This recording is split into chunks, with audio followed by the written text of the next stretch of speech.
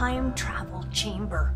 Yes, I'm so glad you could be here with me today because I'm going to read the grand prize winning story from my 6th annual Be a Famous Writer contest.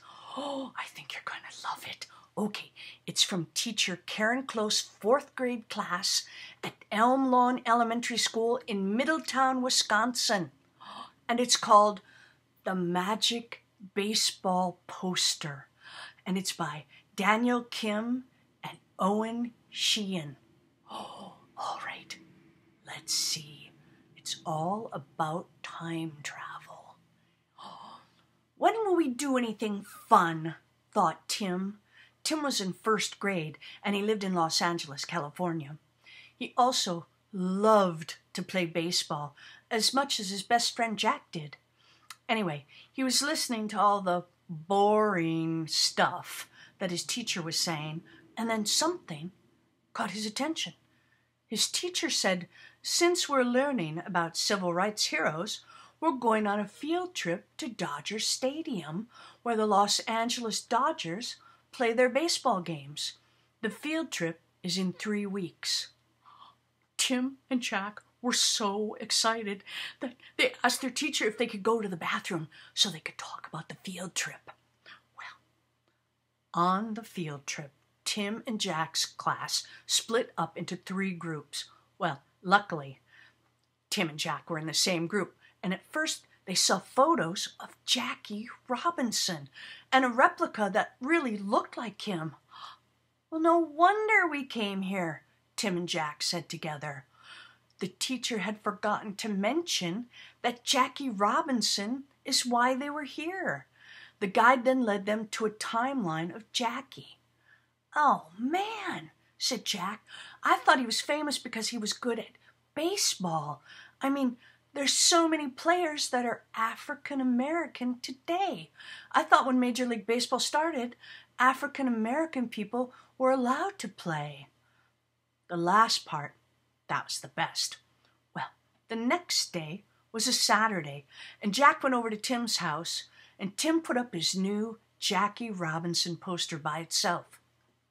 It had a picture of Jackie and another player on his team, Pee Wee Reese. I just wish that I could go to 1947, said Tim. In Brooklyn, he added. Me too, Jack agreed. Suddenly, on what seemed like a very hot summer day, the wind began to blow very hard. Well, it seemed like a tornado because they got sucked into the poster, and before Tim and Jack could say, "What?" they zoomed back into 1947 Brooklyn. Of course, well, they didn't know. They looked at each other and they said, "Where are we?" Well, Tim started looking around. "Look," he said. "Oh, that's Jackie Robinson's house."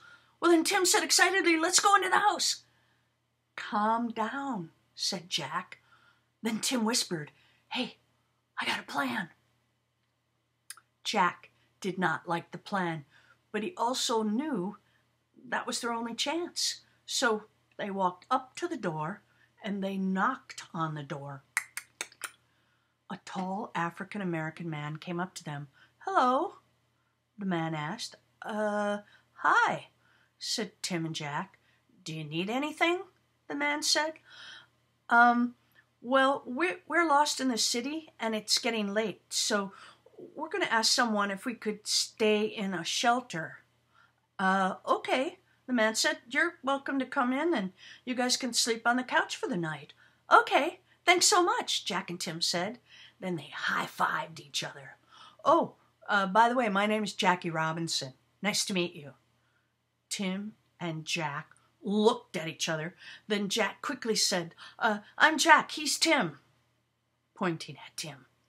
As Tim and Jack were getting ready to go to bed, Jackie said, so just to tell you guys, I'm playing my first baseball game in the major league tomorrow." "Oh, we love baseball," Tim quickly said.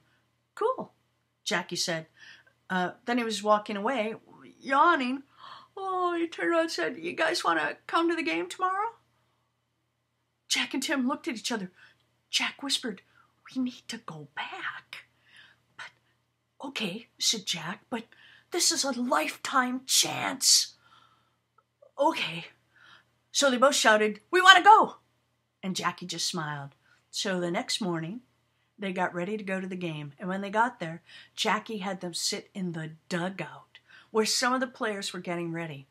Now, the game was fun from the start. The Dodgers were facing the Milwaukee Braves. Jackie was the first baseman. He got some outs. The Brooklyn fans cheered if he got an out. And in the 7th inning, Jackie was at bat. He'd already been in the batting box 2 times, but he didn't get a hit. Yet. Jackie bunted the ball towards first base. The first baseman sped to the ball. Jackie also sped down to first base, and that forced the first baseman to make a rush through. Now, the ball was very well thrown, but Jackie got away from it, and he got in on second base. And then another runner was on third base, and then another player named Pete Reiser batted them both in. So Jackie got a run! Yay! At the end of the game, the Dodgers had won 5-3. In the locker room, everything was about Pete Reiser, not Jackie. But Jackie didn't seem to care. And then they all went back home to go to bed. "Did you guys have fun?" asked Jackie when they got home. "We had a great time," said Tim and Jack. "Man, your parents should be looking for you," said Jackie. Jack whispered to Tim, "Should we tell him the truth?" "I don't care, but he's not going to believe us," said Tim. "Okay, we have something to tell you about," said Jack, starting it off. And then they would later tell him the whole story. Jackie started laughing. When he was done laughing, he asked, "Well, show me." "Okay," said Tim and Jack. They closed their eyes, and they thought of Tim's room. "Bye," they yelled. And the last thing that Jack saw was Jackie with his mouth open until, "Ow!" said Tim and Jack. They both hit their heads against the wall. "Wow," they said when they got up on Tim's bed.